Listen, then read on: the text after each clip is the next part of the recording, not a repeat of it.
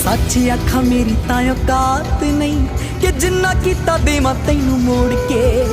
मैं मंगदा हाँ तेरी तंदरुस्ती सच्चे रब अगे दोवें हाथ जोड़ के।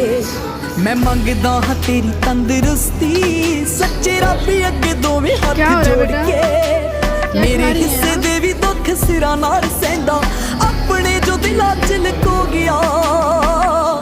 बापू तेरे करके मैं पैरां ते खलो गया। तू सैकलां ते कट्टी ते मैं गड्डी जोगा हो गया। बापू तेरे करके मैं पैरां ते खलो गया। तू सैकलां ते कट्टी ते मैं गड्डी जोगा हो गया।